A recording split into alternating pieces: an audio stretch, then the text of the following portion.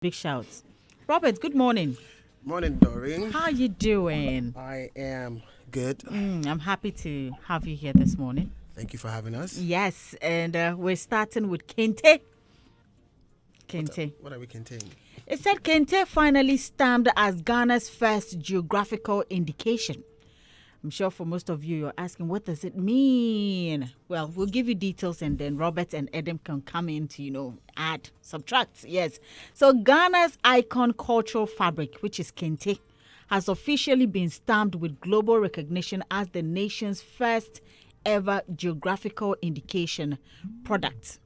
A geographical indication is essentially an intellectual property right that ties a product to its roots, guaranteeing that its quality and reputation stem from where it originates. For producers and communities, this protection translates into stronger brand value and bigger economic opportunities.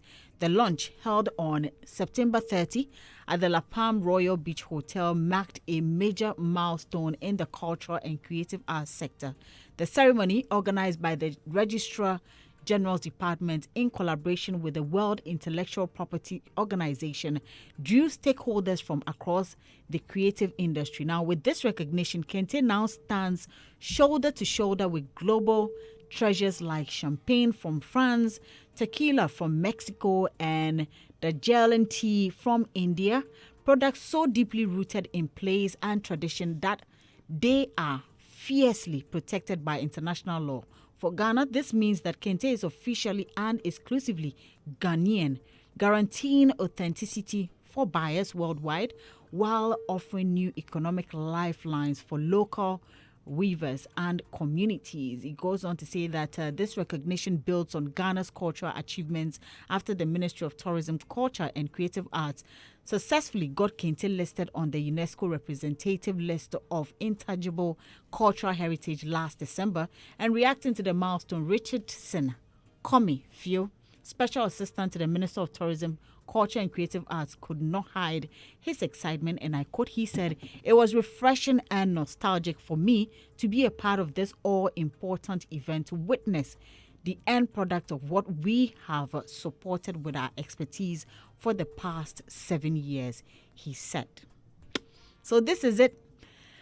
Kente, Kente, Kente. Robert, or should I start with Adam? Which of you starting? Okay.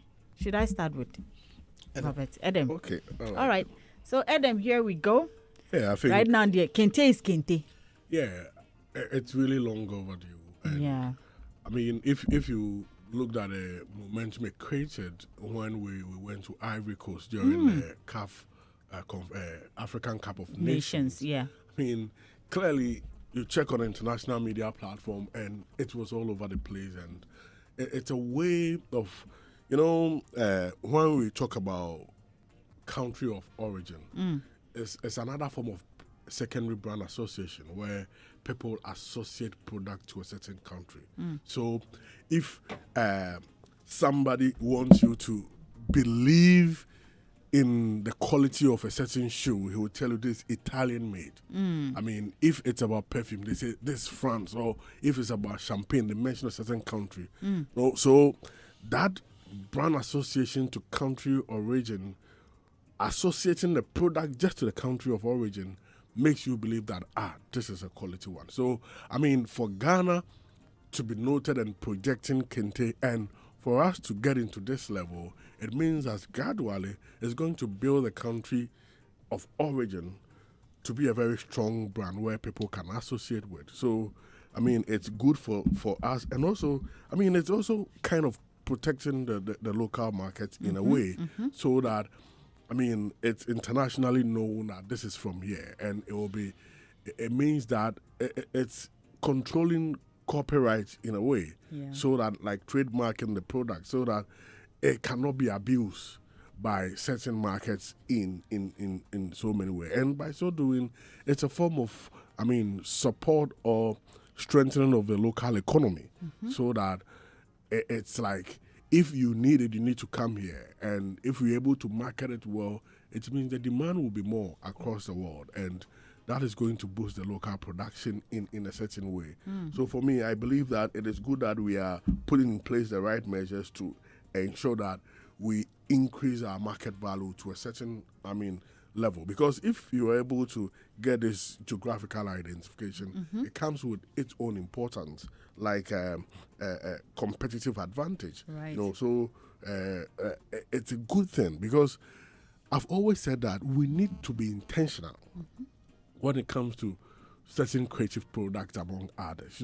Like there are some drugs that you cannot produce in your country unless you reach out to that country of origin who have the rights for those products. And that is the level of intention our countries have become.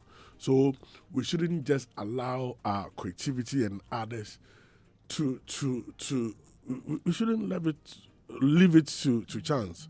We need to protect it to be able to grow our local economy. So, I would like to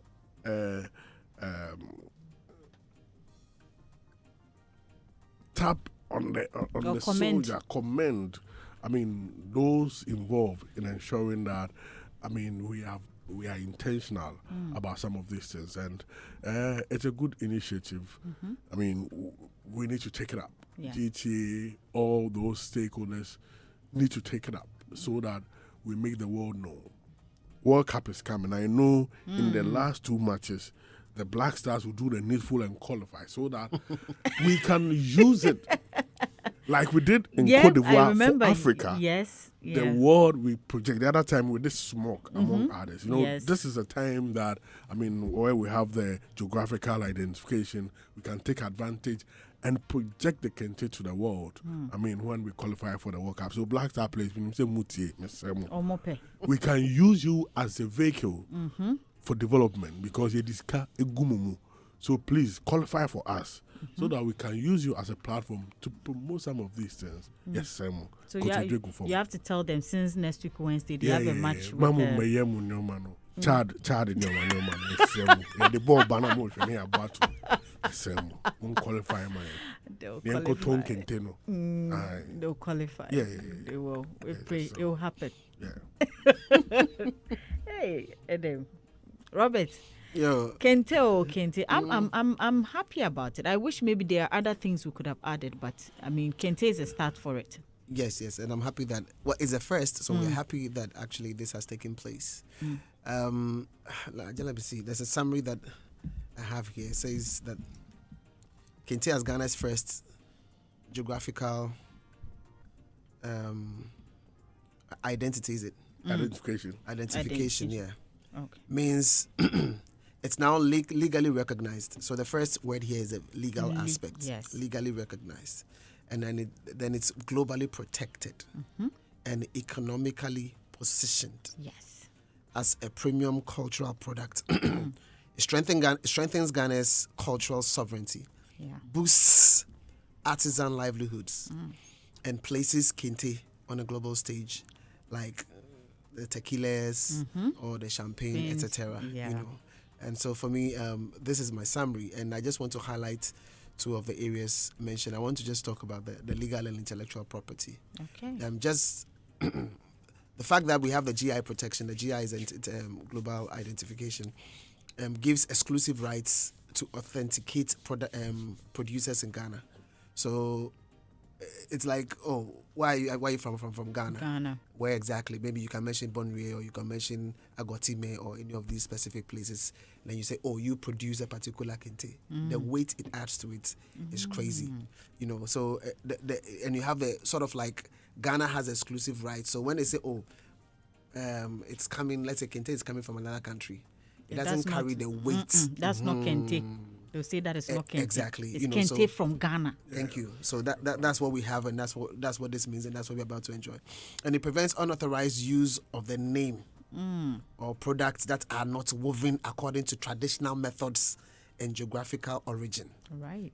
So you have that particular thing within our space to ensure we add value to what we're doing. That could also form the basis for international lawsuits. Yes. Against counterfeits.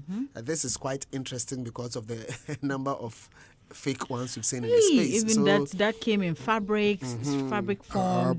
Our brothers far away. I think for me, I would really like to see what it means in terms of investigation and all of that, to see whether we have grounds for these lawsuits and all of that. Then the other one is the fact that it supports Ghana's participation in the World Intellectual Property Organization. So basically, WIPO, the launch was made with WIPO. Yes, that's WIPO. the World Intellectual Property Organization. So our participation in there is also good. Now, from the economic angle, the fact that we have the market value added to authentic Kente, like the fact that you can say, oh, this is authentic because it's from Ghana. Then local weavers and artisans, they secure higher income. Yeah. You understand? Because you can, like these are the guys who actually make it. So, when they are charging some real good money for stuff, then this is what it means because, at the end of the day, they are the ones who can do it. Then the increase in exports of genuine Kente textiles is also there because, again, positioned as luxury, there's nothing you can do about it. This is where it's coming from. It's hand-woven. It's coming from these guys, and you need to understand. Then promotes made in Ghana branding. So it also encourages that in that particular space. And then the regional value chain. So everything about it, essentially. I'm looking at a situation where we have all of these folks who are coming from the diaspora to participate in the year of return or beyond the return activities. Imagine you have them carrying a piece of Ghana with them. Yes, everybody comes in there like, I'm getting Kente back. How colorful it is. So you have a piece of Ghana, but that particular piece has a lot in there because it helps you, first of all, understand where it's coming from in terms of those who made it, the artisans, the country is coming from, why we wear that particular cloth, the different styles in wearing it, some with the jumper, some without the jumper. When Idris Elba came, he was going to greet the Otumfo. He had to, like everything around it, that story, it's culture. Yeah. So it offers us and the even opportunity how to different is worn. Exactly. Different how people how wear the women wear it, how the men, all of that. So Yes. that is culture. If just one cloth. Yes. a lot of cultural undertones are in there. So I think that will be one of the best things for people to carry with them once they come to this country, because then in there you can get to talk about our culture, and then it opens unlimited doors for us in the future when the movie industry wants to do something and they are fixing in Kente. What that means, right? So Charlie. So big ups to everybody in the space who contributed for this to happen. Maybe we need more of these things to happen so that we can protect our cultural heritage. Is very important. Very, very important, and I'm really happy about it as well. But I think now, if everyone can at this moment, we should all try and get Kente. Robert, do you have a Kente? Yeah, I have a Kente. Madam, do you have Kente? Yes. The way they watch me. Oh, very dear. They trust me. Oh, I just won't be sure. Robert, it's not that I don't trust you, but I just wanted to ask you. Oh, I have. Just last edition of Rhythms on the Runway, we had what we call it was a Kente edition. Yes. So most of us had a touch of Kente. So, we had a touch in our dress. So you don't have Kente. So you don't own Kente? I own it. You know where I've been recently. Oh, so where did you go recently? You know where I've been through recently. What did you get? What did you go through? August 2nd. What happened on 2nd August?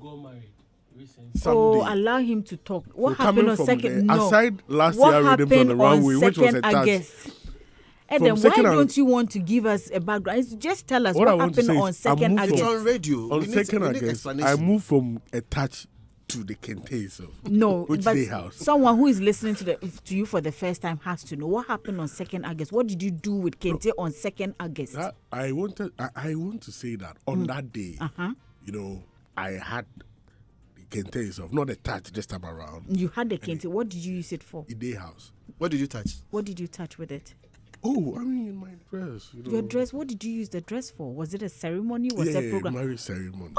You got married. You got married. Oh, okay. On 2nd August. Is it yours or somebody else's? Oh. So I have. It was your marriage. Your marriage. Oh, yeah. Oh, wonderful. That is beautiful. Oh, then you looked amazing. That's it. So now you own a Kente. I own a Kente. Okay, so marriage got you to own a Kente. From the touch to own. So I balance it. Robert, Robert, Adam will keep person. Anyway, congratulations once again. I hope you're having a good time. You're enjoying it. I'm enjoying it. you're enjoying it. But I want to start jogging and other things because Okay. I need prayer. Eat, okay? Eat.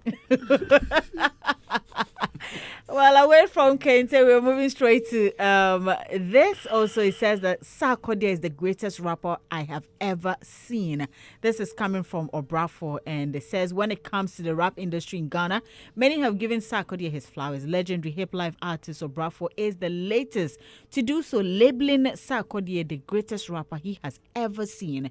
In an interview with content creator called Mickey, Obrafo reflected on Sarkodie's early days in the music industry. He recalled witnessing the rapper's humble beginnings and the unwavering determination that set him apart from his peers at the time. And according to the veteran musician, Sarkodie entered the rap scene with a rare drive and discipline that made it clear he was destined for greatness. Yesterday, Obibini was here and we asked him, and he agreed. But he also said he was also one of the best rappers. But he sort of agreed with Obrafo. Adam, you agree with Obrafo? I mean, He said he has seen, though. Yeah. Yes. I think that Sarkodie has really done well. Yes. You know, his impact on people. I mean, prior to Sarkodie coming into the industry, we had a lot of people who were doing that, and people who even paved the way, from the Ambulance to Reggie Rockstone to Obrafo himself, TikTok. I mean, Lord Kenya. A lot of people were doing it. Lord Kenya doing the rap, and I appreciate how he put premium on all of these people. And I still remember when Tick was presenting the TGMA award for New Artist of the Year, I think 2010 or 2009, and I mean what he said about him, it tells you that they all saw that Charlie, the guy was coming with a certain fire. And right from there, Sarkodie did not just, there was a saying that African players, I mean, at times do not go far because of a certain organizational inertia. When it gets to them, it's like he's coming from a certain background. Now he moves into Europe. Life is better for him. He's enjoying it. And it's like, they just go quiet. And it's at times even happened to some Brazilian players as well. But he did not allow that, recognition he was getting to be the end. So, I would like to take it through this. Like, he started from creating a certain brand awareness for himself.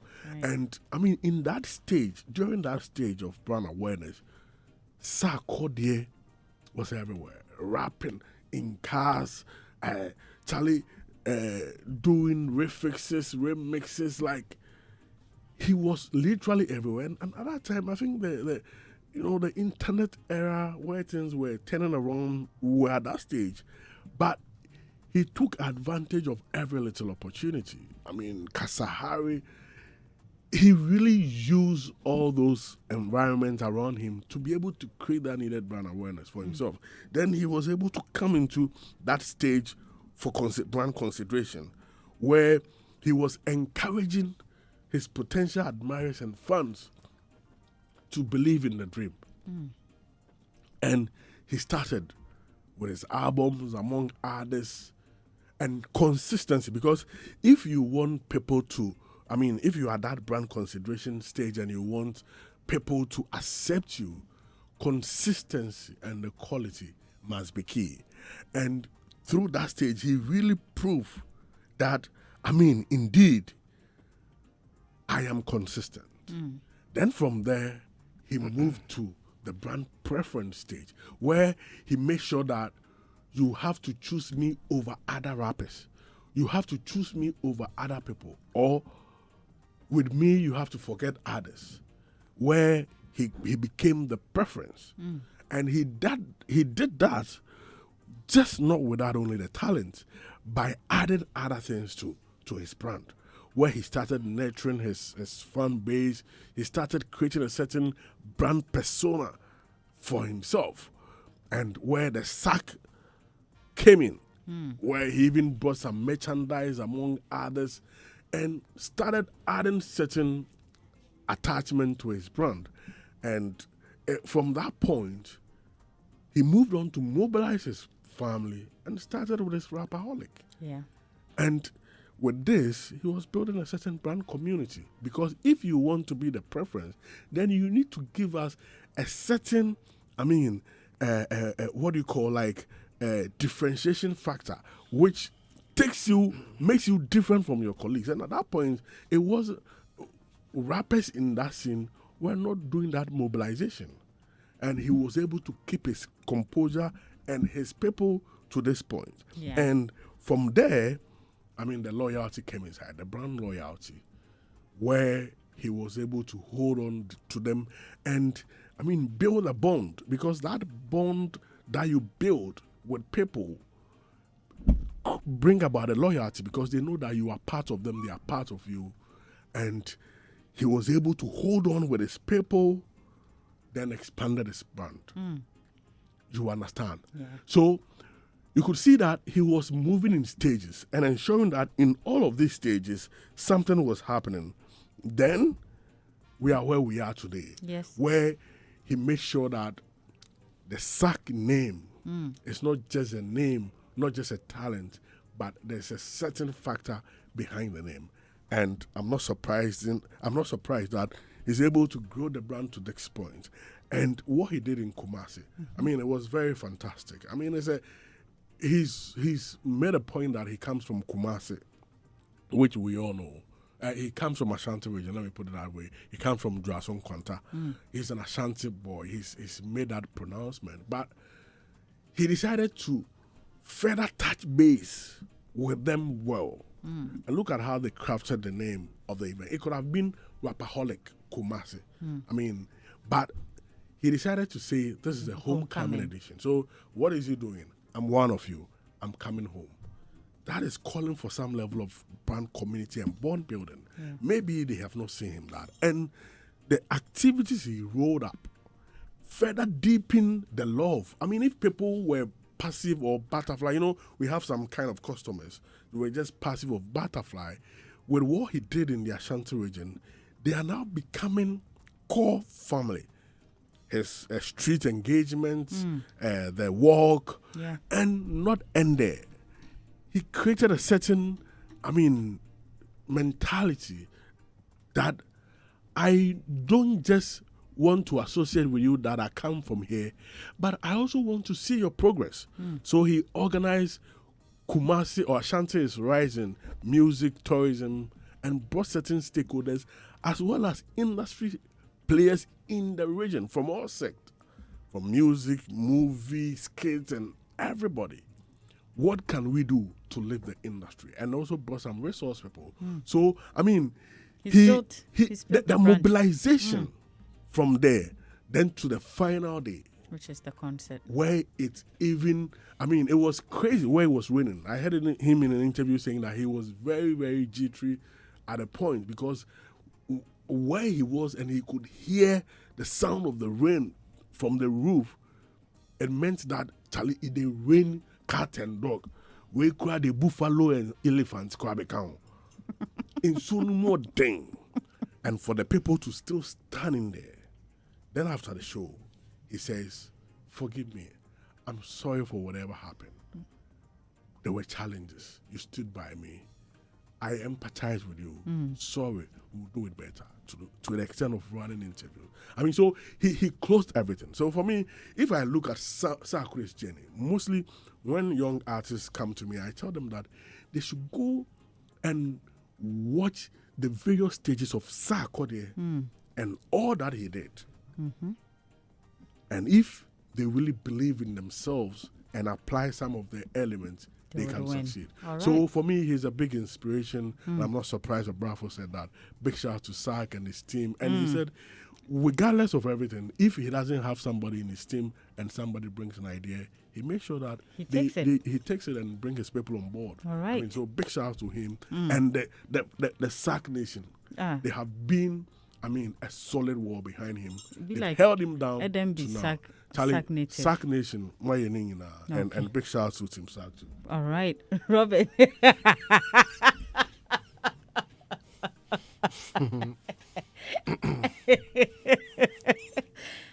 Yeah, them. You, Chema.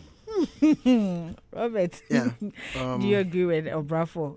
Okay, so for me, well, I would want to look at it from multiple angles. Yes. First of all, who is speaking? That's Obrafo. Yes. Ghana rap software. Yes. I mean, clearly he is adored within the space of rap because we all know that. I don't know when it came out. I think it was in '99 thereabouts. Obrafo. I think it came out around '99. Obrafo. Yeah, Yes, 99. I think so, Yes. yeah. Yes. You know, and everybody that heard him rap was marveled. Obviously, Or yeah. like, wow, this is So different. this is so different. Hip life, gone to another level. I remember watching Reggie Stone introduce Obrafo on stage on the second Accra Street Vibe Carnival. Wow. That happened at Independence Square. I think the first one was on Yes, Oxford Street. Yes, the And then Oxford the Street. second one also had to go to the Independence Square, stretching from that particular angle. And, the things he said on that stage when he was introducing Obrafo on stage, huge. And so you'd actually see that it's from one generation to another, like Reggie, To Obrafo, now Sack. now Sack, that kind of vibe. And you, even at the Rapaholic program, you could clearly see that these folks were on stage, and that kind of stuff. There's a song that he has that he was recommending for the young folks who wanted to be big. He said, Wasoki, what's the name? Wasoki, Maka. Yeah. Like I've forgotten the name of the song, but yeah. in the song, he's advising people to soak That Jenny. like for you to soak songs from the masters that be. So essentially, what I'm trying to say is that Obrafo's endorsement, obviously, it has weight, a lot of weight, and but is what he's saying true? Obviously, there's a lot of evidence why one would want to say what he's saying, because if you look at Africa, rap no day like singing. No.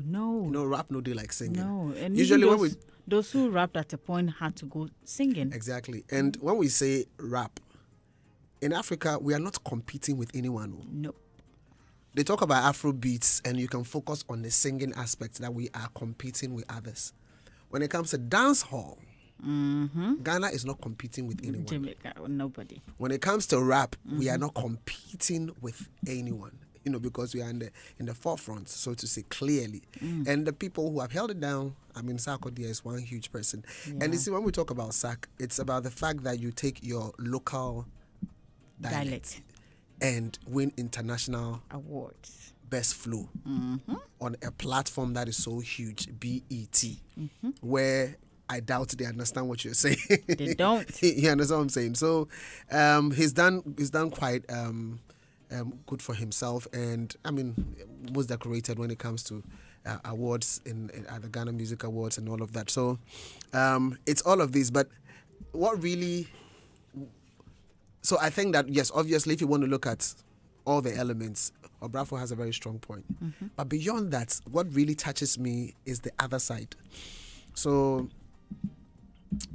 I was doing some reading, and this one I'll go a little bit scriptural. Okay. I was doing some reading, and I started asking myself questions. The parable of the talents, where a master was traveling, and then he called 3 servants. He gave one 5 talents, gave another 2, another one, and he gave to each person according to their abilities.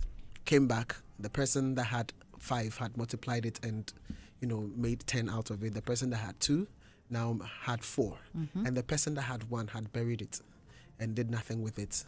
And so lately I've been thinking about the things that we have as talents or giftings that God has given to us. And I keep asking myself, what have we done with that which God has given to us? I think that when I look at people like Obrafo, I look at people like Sack. So let me put Sack in that particular space right now. He had something. Yeah. He identified it. He developed it, and he deployed it. Yeah. And he is taking it to the ends of the world without limit. Like, there is no record label whatsoever. And he's done everything he can, partnering with whoever he's supposed to partner, going on to whatever platforms, just to be able to showcase that which he's given. And I'm just asking myself, how many of us have taking that which we've been given in terms of talent, in terms of gifts, That's a very and big question. deployed it to that particular level, like literally sacrifice our all or put in everything that we can to take it to that next level. And I think that for me, he's been a good steward of the blessing that God has given to him. And if there's really anything for me to learn, then that's it. How, when God gives you something, you literally have to take it to the Multiply. next level. Yes. Yes, multiply it, amplify it, take it to the next level. Let it be that one thing that basically is, defining the possible every single day. And I think that's what he's done. And I must say kudos and probably encourage others to also do the same. If you know you have any talent from God, Charlie, put it to use. All right. There you go. And thank you so much, gentlemen. Adam took all our time. He's a time taker. It's okay. There is a lot to talk about Sack Brand. Yes, so that I know. time request. That I know. The time's small. The time's because, small. Charlie, the brand has achieved a lot, and Yes. we really need to, let people understand some of these things so they can also learn from what it's been able to achieve. All right. Yeah, so let me also quickly add that I think it's not just about talent. Yeah, No, it's not just enough. about talent. It's about the talent, what you do with the talent, the impact you're creating, the fact that people are following, the fact that you're shifting culture, the fact that you are, all of these things contribute. So yeah, if it's talent, there are so many people with talents, Yes. but it's what you're doing with the talent, and that's why I had to bring in. If you're able to multiply what you have, they give you 5, and you multiply it and make it 10. Then it means that obviously you have gone beyond what you have. You've gone beyond your circle, but gone beyond your country, gone beyond a geographical region. You have literally, and you've inspired a lot of young people who are coming up and literally doing the work. So yes, Obrafo's judgment has, a lot of credibility in it, and Right. yes, I think his truth holds. Thank you. Thank you so much, Adam. Thank you. Make sure this Sunday you sleep early so you can come.